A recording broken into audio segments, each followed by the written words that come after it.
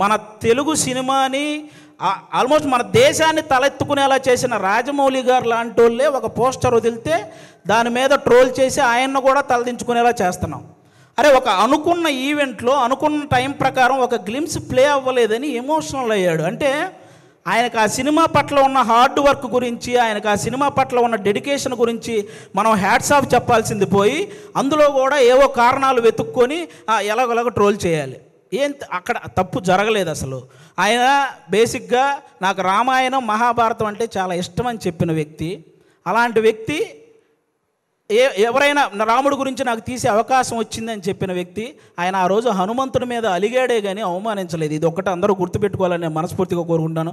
ఒకరు కాదు, సినిమా కోసం ఎన్టీఆర్ గారు సన్నబడితే ఆయన మీద ట్రోలింగ్, మన బాలకృష్ణ గారు మాట్లాడితే ట్రోలింగ్, అల్లు అర్జున్ గారు నవ్వితే ట్రోలింగ్, సాయి ధర్మ తేజ్ గారు యాక్సిడెంట్ అయ్యి ఆయనకు మాట్లాడడానికి ఇబ్బందిగా ఉంటే దాని మీద కూడా ట్రోలింగ్. అరే, మనం బయట దేశాలకు వెళ్తే జస్ట్ మనం బాహుబలి అంటే కానీ ఓ మీరు ఇండియనా అనే పరిస్థితి ఉండదు. అలాంటి ప్రభాస్ గారు లుక్స్ మీద ట్రోలింగ్, రామ్ చరణ్ గారు చికిరి చికిరి అనే సాంగ్ పక్క దేశాల వాళ్ళు కూడా రీల్ చేస్తున్నారు. అలాంటి ఆ స్టెప్పుల మీద ఇక్కడ ట్రోలింగ్. ఒకరు కాదు, విజయ్ దేవరకొండ గారి మీద మన ఇండస్ట్రీ వాళ్ళే ట్రోలింగ్. అంటే ఒక వ్యక్తి ఇంకా అంతకు మించి ట్రోలింగ్, అంత మానసికంగా ఒక వ్యక్తిని కుంగదేయాల్సిన పనే ఉంది. ఇప్పుడు బాహుబలి, RRR, పుష్ప ఎలాగో ఒక వర్గానికి అర్జున్ రెడ్డి లాంటి సినిమా కూడా అలాగే. అతనికి బౌన్స్ బ్యాక్ అయ్యే టైం కూడా ఇవ్వకుండా అతని మీద అంత ట్రోల్ చేస్తూ ఉంటే అతను ఎంత ఇబ్బంది పడతాడో ఆలోచించాలి. ఒక శ్రీలీల అని ఒక తెలుగు అమ్మాయి ఇక్కడి నుంచి బాలీవుడ్, తమిళనాడు ఇలా వెళ్ళి అన్ని ఇండస్ట్రీల్లో వర్క్ చేస్తుంటే ఆ అమ్మాయి డ్యాన్స్ చేస్తుంది కానీ యాక్టింగ్ పెద్ద.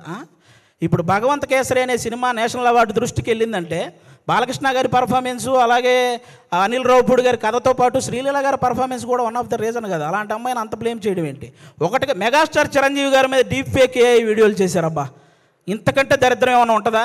నాకు తెలిసి ఆయన రికార్డులు కొట్టిన పోస్టర్లు గోడల మీద పడేటప్పుడు ఆ ట్రోలింగ్ చేసినోడు వాళ్ళ అమ్మ కడుపులో కూడా పడి ఉండడు.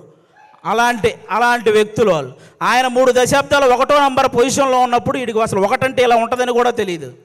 మన తుఫాన్ వచ్చిన ఆయన సినిమాల కోసం మనం పరిగెత్తుకుంటూ వెళ్తున్నప్పుడు వాడికి నడవటం కూడా వచ్చి ఉండదు. అలాంటి వాడు వచ్చి మెగాస్టార్ చిరంజీవి గారి మీద ట్రోల్స్. అరే, మెగాస్టార్ చిరంజీవి గారు ఒక స్టేట్కో ఒక క్యాస్ట్కో సంబంధించిన వ్యక్తి కాదు, ఒక దేశం గర్వించదగ్గ వ్యక్తి మెగాస్టార్ చిరంజీవి గారు. అలాంటి వ్యక్తి మీద ట్రోలింగ్. ఈ ట్రోలింగ్ ఎందుకు, వీటి వల్ల సినిమా ఎందుకు చనిపోతుంది అంటున్నానంటే, నేను హీరోల మీద ట్రోలింగ్ చేయడం వల్ల, ఇంతమంది స్టార్ హీరోల మీద ట్రోలింగ్ చేయడం వల్ల రేపొద్దున తెర మీద వాళ్ళు హీరోయిజం చూపించినా అది చాలా కామెడీగా అయిపోతుంది నార్మల్ జనాలకు, చూసే వాళ్ళకి. అందుకే ఆ హీరోయిజం ఫెయిల్ అవుతుంది కాబట్టే సినిమాలు ఫెయిల్ అవుతున్నాయి. అరే, 100 కోట్లు ఖర్చు పెడుతున్న ప్రొడ్యూసర్లు ఒక పక్క ఒక సినిమా హిట్ అయితే ఇంటికెళ్ళి మా అమ్మ నాన్నకు చెప్పుకుంటామని వెయిట్ చేస్తున్న డైరెక్టర్లు, ఒక సక్సెస్ వస్తే కానీ ఇంకో సినిమాలో మళ్ళీ కంటిన్యూ చేయరు అని ఆశపడే టెక్నీషియన్స్, అరే ఫ్యామిలీస్ని వదిలేసి అభిమానుల కోసం హిట్ ఇవ్వాలని చెప్పి కష్టపడుతున్న హీరోలు, ఒక సినిమా హిట్ అయితేనే జీతం పెరుగుతుందనే ఆశించే సినిమా కార్మికులు, ఇంతమంది కష్టాన్ని ఒక చిన్న నెగిటివిటీ ట్రోలింగ్తో మీరు కంప్లీట్గా దాన్ని చంపేస్తున్నారు. ఒక్కరు కాదండి, అసలు ట్రోలింగ్ అంటే ఇప్పుడు మీరు బ్రహ్మానందం గారి రియాక్షన్స్తో మీరు ట్రోల్ చేస్తారు, అవి మేము కూడా నవ్వుకుంటాం, అందరూ నవ్వుకుంటారు. కానీ ట్రోలింగ్ అనేది నవ్వుకునేలా ఉండాలి కానీ నవ్వుల పాలు చేసేలా ఉండకూడదని ఒకసారి ఆ చేసే వాళ్ళకి నేను మనస్ఫూర్తిగా కోరుకుంటున్నాను. అలా ఇంకెప్పుడూ కూడా ఇంతమంది లెజెండ్స్ ఎంతో సాధించి ఇక్కడ వరకు వచ్చారు, వాళ్ళని అంత ఈజీగా నెగిటివ్ చేసే ప్రయత్నం చేయకండి నేను వన్స్ అగైన్ నేను మనస్ఫూర్తిగా కోరుకుంటున్నాను. జై శ్రీరామ్. మదమెక్కిన ఏనుగు మురిక్కాలువల పడ్డదంట. ఆ తరంగా ఉంది మన ఎస్ఎస్ రాజమౌళి కథ. ఇవాళ ఎంతోమంది ఎస్ఎస్ రాజమౌళిని ఒక అద్భుతమైన డైరెక్టర్ అని చెప్పి అందరూ కూడా అభిమానిస్తారు. కానీ మొన్న ఒక స్టేట్మెంట్ తోటి ఇవాళ హిందూ సమాజంలో ఒక తీవ్రమైన వ్యతిరేకత వచ్చింది. మరి ఎస్ఎస్ రాజమౌళి నేను కూడా ప్రశ్నిస్తున్నా, నువ్వు దేవుడిని నమ్మకపోతే నమ్మకు, మరి నీ ప్రతి ఒక్క సినిమాకి ముందు పెద్ద ఎత్తున పూజ చేసి మరి ప్రారంభోత్సవం చేస్తావు కదా, మరి నువ్వు నమ్మనప్పుడు ఎందుకు చేస్తున్నావు? ఆల్రెడీ అందరు విమర్శిస్తున్నారు దేవుని కథలతోటి నువ్వు అడగోళ్ళు డబ్బులు సంపాదించినావు అని చెప్పి. మరి వాస్తవమే కదా. మరి ఈ హిందూ సమాజం నీ యొక్క సినిమాలను చూడకపోతే ఓన్లీ నాస్తిక కుక్కలతోటే నువ్వు సినిమా చెయ్యి, ఓన్లీ నాస్తిక కుక్కలనే అలౌ చేయి నీ సినిమాలకి. మరి హిందువులు సినిమా చూడకపోతే నీ బతికేమవుతుంది, నువ్వేమవుతావు అనేది కూడా ఆలోచించాలి.